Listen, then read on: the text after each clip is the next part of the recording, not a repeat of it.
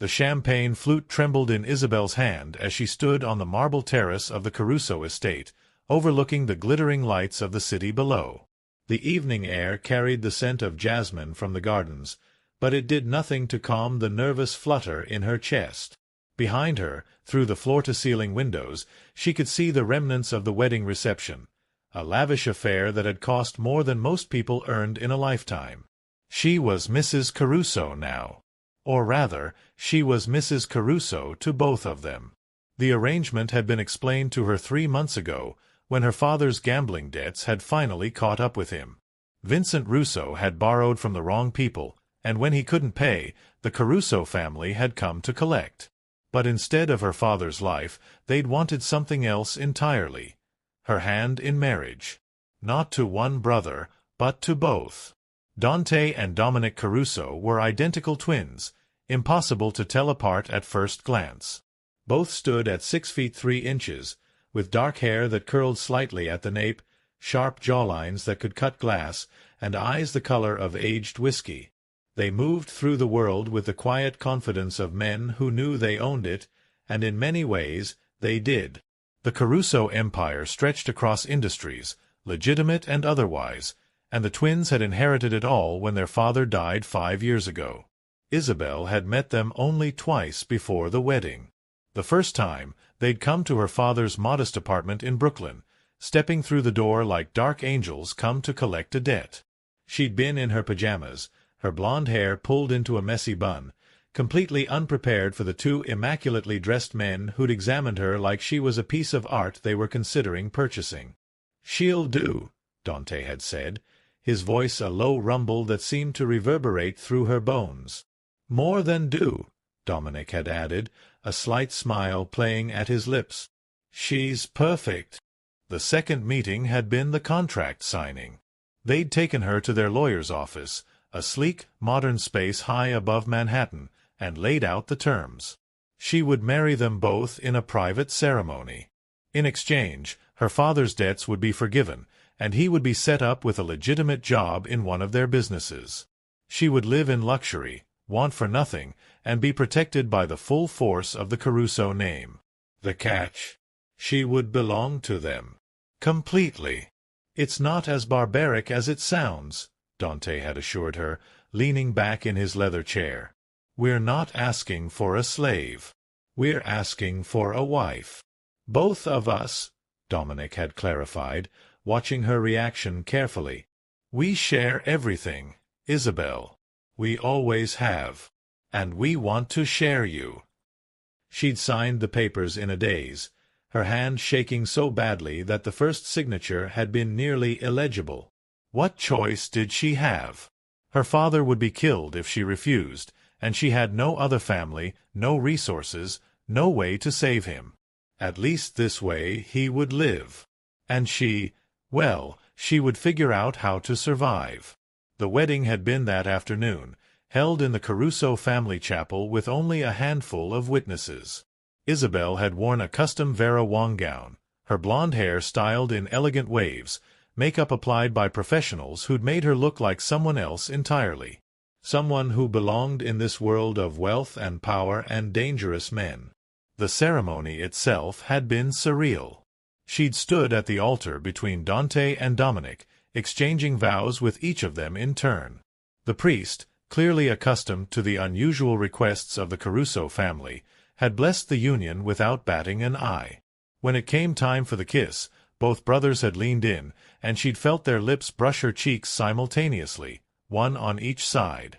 "Our wife," Dante had murmured. "Our Isabel," Dominic had echoed. Now, hours later, the reception was winding down. The last of the guests, mostly business associates of the twins, were saying their goodbyes. Isabel had spent the evening in a fog, smiling and nodding as people congratulated her, all while her mind raced with questions about what would happen next. She knew what was expected of her tonight. The twins had made that clear during one of their pre-wedding conversations. They would consummate the marriage. Both of them. Together. "I've never—" she'd stammered when they'd brought it up, her cheeks burning with embarrassment. "We know," Dominic had said gently. "We had you investigated, remember? We know everything about you, Isabel. We'll take care of you," Dante had added, his voice rough but not unkind. "We're not monsters. We won't hurt you." But the thought of being with both of them, at the same time, on her first time with anyone, it terrified her. Not because she thought they would be cruel. Despite their reputation, they'd been nothing but courteous to her, but because she had no idea what to expect. Her experience with men was limited to a few awkward dates in college and one fumbling kiss at a party that had left her disappointed and confused. "Beautiful night, isn't it?" Isabel jumped at the sound of Dominic's voice behind her. She turned to find him standing in the doorway, his tuxedo jacket removed and his tie loosened. He looked more relaxed than she'd seen him all day, but there was something intense in his gaze that made her pulse quicken. "Yes," she managed, her voice barely above a whisper. "It's lovely." He stepped out onto the terrace, moving with the fluid grace that both brothers possessed. "You handled today beautifully. I know it wasn't easy." "I signed up for it," she said, trying to sound braver than she felt. "You signed up to save your father," Dominic corrected, coming to stand beside her at the railing. "There's a difference. But I want you to know, Isabel, we appreciate the sacrifice you're making, and we intend to make sure you don't regret it." She looked up at him, studying his profile in the moonlight. "Can I ask you something?" "Anything. Why me? Surely you could have any woman you wanted. Why force someone into this?" Dominic was quiet for a moment, his hands gripping the railing. "Because any woman who came to us willingly would be after our money or our power. They'd want something from us. But you—" He turned to face her fully. "You didn't want this. Which means when you look at us, you see us. Not what we can do for you. And that's rare. Plus," he added with a slight smile, "Dante and I have always shared everything. Our toys as children, our businesses as adults.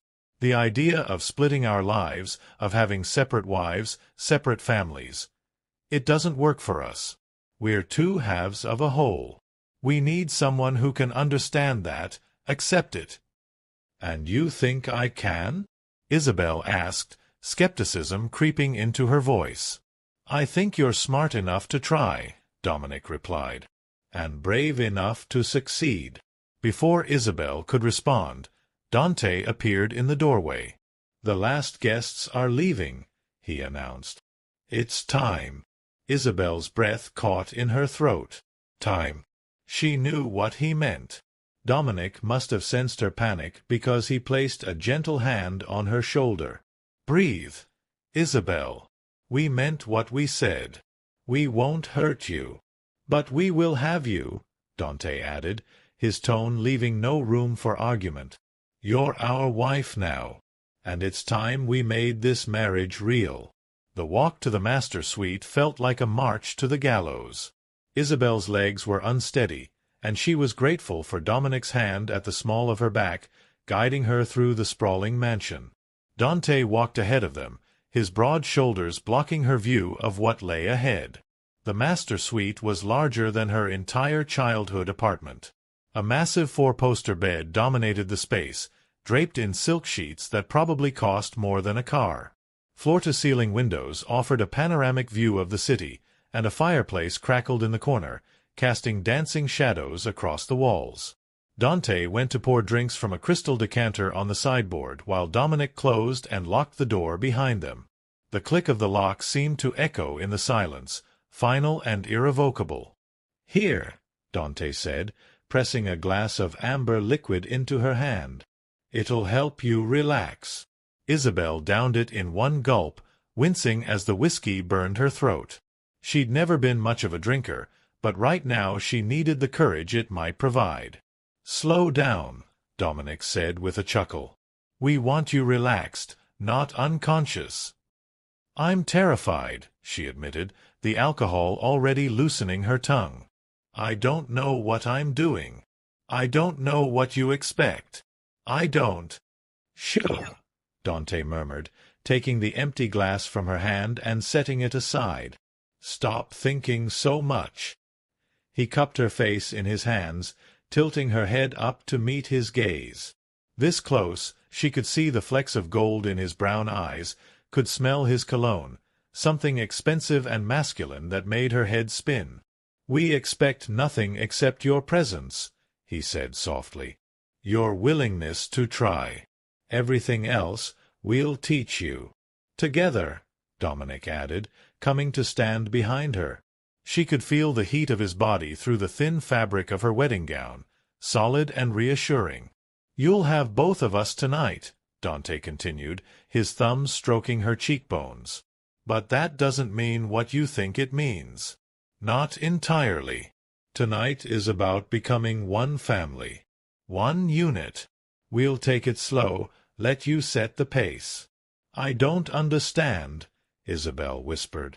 "How can both of you—" "Trust us," Dominic said, his breath warm against her ear as he leaned down. "Can you do that, Isabel? Just for tonight, can you trust us?" She closed her eyes, feeling overwhelmed by the sensation of being caught between them. Dante's hands on her face, Dominic's presence at her back. It should have felt threatening, suffocating. Instead, it felt safe, like being cocooned in warmth and strength. "Yes," she breathed. "I'll try." What followed was nothing like Isabel had imagined. She'd expected urgency, roughness, demands. Instead, the twins moved with patient deliberation, treating her like something precious that might break if mishandled. Dante kissed her first, his lips soft against hers, coaxing rather than demanding. It was her first real kiss, and it sent sparks of sensation racing through her body. When he pulled back, Dominic turned her gently in his arms and kissed her too, his style slightly different, a bit more playful, teasing her lips apart with his tongue. They undressed her slowly, between kisses and gentle touches, each button and zipper a deliberate act. When the expensive gown finally pooled at her feet and she stood before them in only her white lace lingerie, she expected to feel exposed and vulnerable. But the way they looked at her, with appreciation and desire but also tenderness, made her feel beautiful instead. "Exquisite," Dante murmured, running his fingers along her collarbone. "Perfect," Dominic agreed, pressing a kiss to her shoulder. They led her to the bed, and she sank into the impossibly soft mattress, watching as they undressed. They were identical in every way.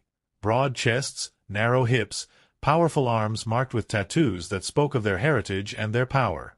But as the night progressed, Isabel began to notice the small differences. Dante had a scar on his left shoulder. Dominic's laugh was slightly deeper. Dante touched her with more intensity, while Dominic seemed to savor every moment, drawing out the anticipation. True to their word, they took their time. There was no rush, no pressure. They mapped her body with their hands and mouths, discovering what made her gasp, what made her arch into their touch, what made her forget to be afraid. And when finally, Dante moved over her, Dominic holding her hand and whispering encouragement, the moment of pain was brief, overwhelmed by the intimacy of it all. Afterward, she lay between them, her body humming with new sensations, her mind struggling to process what had just happened. She'd expected to feel used, diminished. Instead, she felt cherished, protected, like she truly was their wife, not just a debt payment. "Sleep," Dominic murmured, pulling a sheet over them all. "We have the rest of our lives for this." "The rest of our lives," Isabel repeated softly, testing the words. Dante's arm tightened around her waist. "Get used to it, Bella. You're stuck with us now." The first weeks of marriage were an adjustment unlike anything Isabel could have imagined. The Caruso estate was a world unto itself, 30 rooms, a full staff, grounds that seemed to stretch forever. She had her own suite of rooms, decorated in soft creams and golds, but she rarely slept there.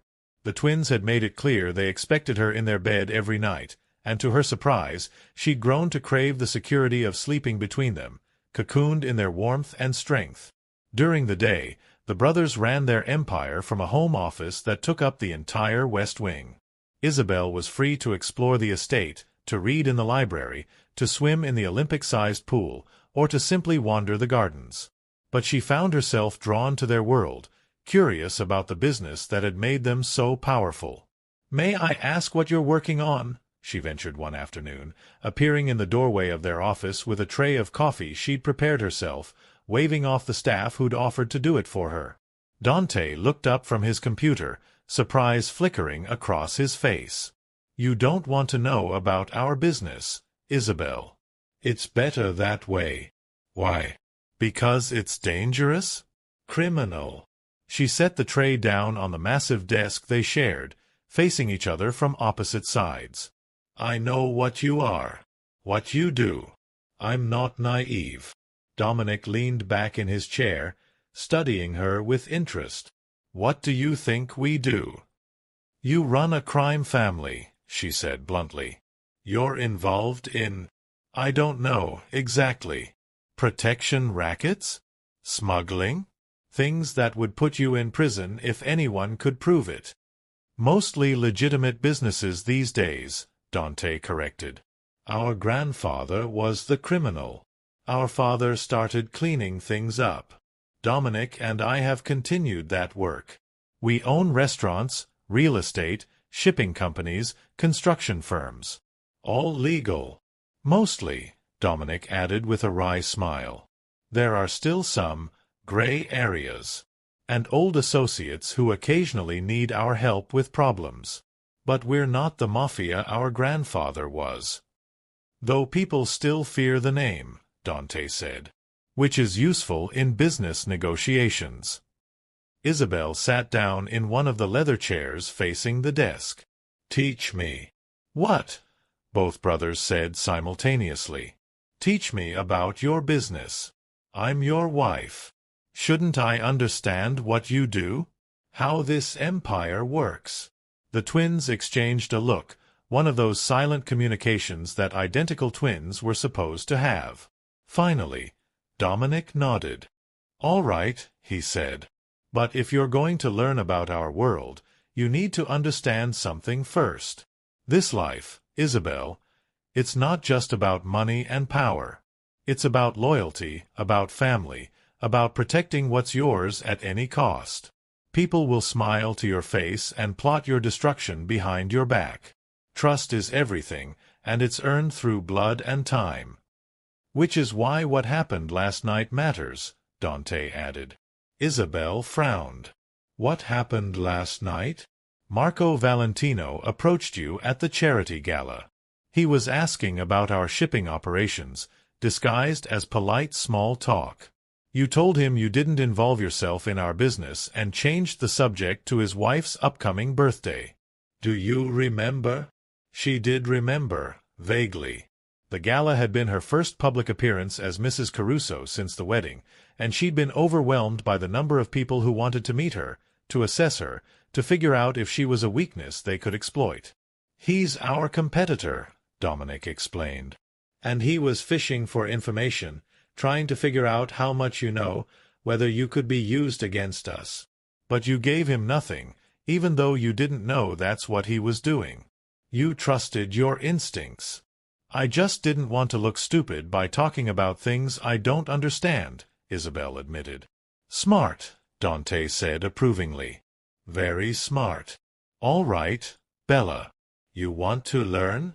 We'll teach you. Starting with the organizational chart of every family in New York and exactly who can be trusted." Over the following weeks, Isabel discovered she had a knack for the intricate dance of power and politics that governed their world. She learned to read people, to spot lies and hidden agendas, to navigate social situations with the same strategic thinking the twins applied to business deals. Dominic taught her about their legitimate operations, showing her financial reports and expansion plans. Dante focused on the personal relationships, the old-world customs and codes that still governed their interactions with other families. "You're a natural," Dominic told her one evening as they reviewed contracts for a new real estate acquisition. "You see patterns, connections that others miss. "I minored in business in college," she said with a shrug, "before I had to drop out to take care of my father." Dante, who was mixing drinks at the bar, paused. "You dropped out? We didn't know that." "It wasn't in your investigation?" Isabel asked, surprised. "We knew you didn't graduate. We didn't know why." She traced the rim of her wine-glass, old pain flickering across her face. "My mother died when I was 19. Cancer. My father fell apart afterward. Started drinking, gambling, trying to escape the grief. I came home to take care of him, to try to keep him from destroying himself completely. Obviously, I failed." Dominic moved around the desk to sit beside her, taking her hand in his. "You didn't fail, Isabel. You saved his life. Just not the way you expected to." "How is he?" she asked quietly. "I haven't seen him since the wedding." "He's doing well," Dante assured her, bringing over their drinks. "Working in one of our restaurants. Sober, attending meetings.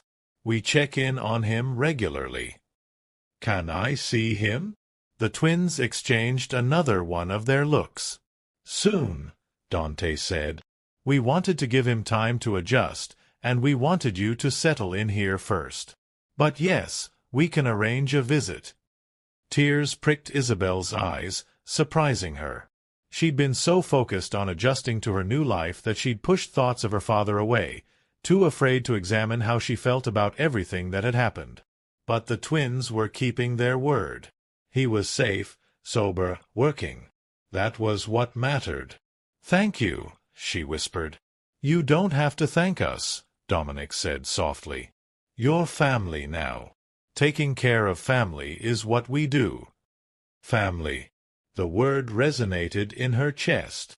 Against all odds, that's what this was becoming. Not just a business arrangement or a forced marriage, but something real. As if reading her thoughts, Dante knelt beside her chair, his hand coming to rest on her knee. "We know this wasn't what you wanted, Isabel. We know you had other dreams, other plans for your life. But we want you to know, you're not just fulfilling a contract to us. You're our wife, our partner. And if you give us a chance, we'll spend the rest of our lives making sure you never regret this." "We're already falling for you," Dominic added, his voice rough with emotion. "The way you've adapted, the strength you show, the kindness you extend even to the staff who are supposed to serve you. You're remarkable." Isabel looked between them, these two dangerous, powerful men who knelt before her like supplicants. A month ago, she would have laughed if someone told her she'd developed feelings for the men who'd essentially bought her. But now, seeing the sincerity in their eyes, feeling the genuine care in their touches, "I'm falling too," she admitted. "I didn't expect to. I didn't want to. But I am." The smile that spread across Dante's face was like sunrise after a long night. "Yeah." "Yeah," she confirmed, laughing a little at his uncharacteristic vulnerability. "Is that okay?" "More than okay," Dominic said, pulling her to her feet and into his arms. "It's everything. That night when they made love, because that's what it was now, not just consummation or obligation, but genuine connection. It was different. Slower, deeper, weighted with meaning. And when she fell asleep between them, Isabel felt something she hadn't experienced in years. Hope. The months that followed were the happiest of Isabel's life. She accompanied the twins to business meetings and charity galas, standing at their side as they navigated the complex world of New York's elite. She learned to play the role of the gracious wife, all while absorbing information and making connections of her own. More than once, her insights helped them avoid a bad deal or identify an opportunity they'd overlooked. "You're turning into quite the businesswoman," Dante remarked one evening after she'd spotted a flaw in a proposed merger that would have cost them millions. "I had good teachers," she replied, stretching lazily on the couch in their private sitting room. They'd just returned from a dinner with investors, and she'd kicked off her heels the moment they'd entered their suite. Dominic sat down beside her, pulling her feet into his lap and beginning to massage them. She moaned in appreciation, and he chuckled. "Keep making sounds like that and we'll never make it to the bedroom." "Who says we need to make it to the bedroom?" she countered, emboldened by months of growing confidence and desire. Dante's eyes darkened. "Careful, Bella. Keep talking like that and Dominic won't be the only one touching you on this couch." "Promises, promises," she teased, but her breath caught as Dominic's hands moved higher, his fingers tracing patterns on her calves. What started as playful banter quickly escalated into passion, and by the time they finally made it to the bedroom, Isabel was flushed and breathless, her body singing with need. The twins knew her so well now, knew exactly how to touch her, what to say, how to drive her to the edge and beyond. And she'd learned them too, learned that Dante liked when she took control sometimes, that Dominic loved slow, torturous teasing, that both of them melted when she whispered that she loved them. Because she did. Somewhere along the way, this arrangement had become real. She loved them, both of them, differently but equally. She loved Dante's fierce protectiveness and dry humor. She loved Dominic's thoughtfulness and the way he always seemed to know what she needed before she did. She loved the life they were building together, the partnership that grew stronger every day. The only shadow on her happiness was the knowledge that their world was never truly safe. There were always threats, always rivals looking for weakness, always the possibility of violence erupting. The twins did their best to shield her from the worst of it, but she knew. She saw the tension in their shoulders when certain calls came in, noticed when extra security appeared around the estate, heard whispered conversations about situations that needed to be handled. It all came to a head 6 months after the wedding, when Marco Valentino, the man who'd questioned her at the gala, made his move. Isabel was shopping in Manhattan with her bodyguard, Carlo, trailing discreetly behind her. She'd just emerged from a boutique with several bags when a black SUV pulled up to the curb. Before Carlo could react, 3 men jumped out and grabbed her. She screamed, fighting against their grip, but they were too strong. A cloth was pressed over her mouth and nose, and the world went dark. When she woke, she was in a windowless room, tied to a chair. Her head throbbed and her mouth tasted like chemicals. Panic clawed at her throat, but she forced herself to breathe, to think. The twins had taught her about situations like this, had made her memorize what to do if she was ever taken. Stay calm. Assess your surroundings. Give them nothing useful. Wait for rescue, because it will come. The door opened, and Marco Valentino walked in, followed by 2 large men who looked like they broke bones for a living. "Mrs. Caruso," Marco said pleasantly, as if they'd met at a cocktail party. "I apologize for the dramatic retrieval, but the twins don't listen to reason. I needed leverage, you see. Something they value more than their pride." "They'll kill you for this," Isabel said, proud that her voice didn't shake. "Perhaps. Or perhaps we'll come to an arrangement." He pulled up a chair and sat across from her, studying her face. "You're different than I expected. Stronger. I thought you'd be crying by now, begging. What do you want?" "The shipping contracts they stole from me last month. Access to their port operations. And a public apology for the disrespect they've shown my family." Isabel almost laughed. "You kidnapped me for a business deal?" "I took you to remind them that they're not invincible," Marco corrected. "That they can be hurt. But I'm a reasonable man. They give me what I want. You go home unharmed. Everyone wins." "Except you're a dead man walking," Isabel said flatly. "You think they'll just forgive this? Forget it. You touched their wife. There's no arrangement, no deal that makes that okay in their world. You've signed your own death warrant." Something flickered in Marco's eyes. Doubt, maybe, or fear. "They're businessmen. They'll see reason." "They're Carusos," Isabel countered. And you just made this personal." He stood abruptly, anger replacing his false pleasantness. "We'll see how confident you are in a few hours. Maybe some time alone will help you understand your situation." He left, and Isabel was alone in the dark room with nothing but her thoughts and her certainty that Dante and Dominic would move heaven and earth to get her back. She was right. 3 hours later, the door exploded inward in a shower of wood and smoke. Gunfire erupted, sharp cracks that made her ears ring. She squeezed her eyes shut, unable to cover them with her hands still bound. Then strong arms were around her, cutting through the ropes, pulling her close. "I've got you," Dante's voice said in her ear. "You're safe. I've got you." She clung to him, shaking as the adrenaline finally hit her system. Around them, she could hear shouts, more gunfire, the sounds of a violent confrontation. But Dante held her through it all, his body shielding hers. "Dominic?" she gasped. "Handling Marco," Dante said grimly. "Can you walk?" She nodded, and he helped her to her feet, keeping her tucked against his side as he led her through the building.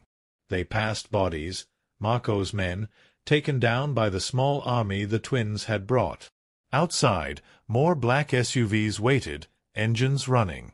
Dante bundled her into one, and they sped away from the warehouse where she'd been held. Only when they were blocks away did she feel like she could breathe again. "Carlo?" she asked, suddenly remembering her bodyguard. "In the hospital. He took 2 bullets protecting you before they overpowered him. He'll live." Dante's voice was tight with barely controlled rage. "This is our fault. We got complacent, thought our reputation was enough to keep you safe." "Dante, we should have had more security. Should have anticipated that someone would try to use you against us. Should have." "Stop," Isabel said firmly, cupping his face in her hands and forcing him to look at her. "This isn't your fault. It's Marco's. And I'm fine. I trusted you would come, and you did. We'll always come for you," Dante promised, pulling her into his arms. "Always." Back at the estate, Dominic was waiting, dried blood on his knuckles and murder in his eyes. But when he saw Isabel, his expression softened. He crossed the room in 3 strides and pulled her into a crushing embrace. "Never again," he said into her hair. "Never again will anyone touch you. I swear it." "Is Marco?" she started to ask. "Dead," Dominic confirmed flatly. "And his entire organization will be dismantled by the end of the week. We've already sent messages to every family in the city. Anyone who even thinks about targeting you will suffer the same fate." Later that night, after she'd showered and changed, after the doctor they kept on retainer had checked her over and pronounced her physically unharmed, Isabel sat between the twins on their bed and told them everything that had happened. "You were so brave," Dominic said, wonder in his voice. "I was terrified," she admitted. "But I remembered what you taught me, and I knew you'd come."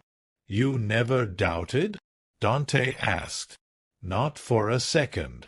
She looked between them, these 2 men who'd become her entire world. "I love you, both of you. This life, this family we're building. It's not what I chose at first, but it's what I choose now. Every day I choose this. I choose you." Dante kissed her then, deep and desperate, pouring months of fear and relief into the connection. When they broke apart, Dominic took his turn, gentler but no less intense. "We love you too," Dominic said. "More than we thought possible. You're not just our wife," Dante added. "You're our partner, our equal, our everything." That night, they held her close, unwilling to let even an inch of space come between them. And Isabel, surrounded by their warmth and strength, finally understood what it meant to be truly home. A year after the wedding, Isabel stood on the same terrace where this had all begun, looking out over the city lights. But everything was different now. She was different. The shy, uncertain girl who'd signed the contract was gone, replaced by a woman who knew her own mind and her own worth. She wore confidence like armor, moved through their world with grace and intelligence, commanded respect from people who'd initially dismissed her as just another pretty face. The Caruso empire had grown under the twins' leadership, and she'd played no small part in that growth. Her insights had led to several lucrative acquisitions. Her social skills had smoothed over conflicts that could have turned violent. And her presence had humanized the twins in the eyes of others, making them seem less like untouchable criminals and more like family men worth doing business with. "Thinking deep thoughts?" Dominic asked, joining her on the terrace with 2 glasses of wine. "Just reflecting on how much has changed in a year," she said, accepting a glass. "Any regrets?" She turned to face him fully, this man who'd become her partner in every sense of the word. "Not a single one." Dante emerged from inside, and she smiled at the sight of him. Even now, her heart still skipped a beat when they entered a room. "We have something for you," Dante announced, pulling a small box from his pocket. Isabel's breath caught. She already wore a wedding ring, 2 actually, 1 from each of them. "What is this?" "Open it," Dominic urged. Inside was a key, old and ornate. She looked up at them, confused. "It's the key to the Caruso family vault," Dante explained. "Where we keep our most important documents, our most valuable treasures. Things that only family, real family, have access to. Our grandfather gave it to our father. Our father gave it to us. And now we're giving it to you," Dominic continued. "Because you're not just our wife, Isabel. You're a Caruso, a true member of this family. And we trust you with everything we have." Tears blurred her vision as she clutched the key. "I don't know what to say." "Say you'll stay with us forever," Dante said, his voice rough with emotion. "Say this is real for you too." "It's real," she promised, pulling them both close. "And I'm not going anywhere. This is my family. You're my home." As the 3 of them stood on the terrace, wrapped in each other's arms, Isabel thought back to that terrified girl who'd signed a contract to save her father's life. She'd thought she was sacrificing everything. Instead, she'd found everything she'd never known she needed. Love didn't always come in neat packages or follow traditional rules. Sometimes it was messy and complicated. Sometimes it came from the most unexpected places with the most unexpected people. But it was real. And it was hers. The twins had told her that first night that she would have both of them. At the time, it had sounded like a demand, a requirement of the arrangement. But now she understood it was a promise. She had both of them, their love, their loyalty, their devotion. And they had her, completely and willingly. It wasn't the life she'd planned. It was better. As they stood together, watching the city lights twinkle like stars, Isabel knew with absolute certainty that she was exactly where she was meant to be. In the arms of 2 impossible men, building an impossible family, living an impossible love story. And she wouldn't change a single thing.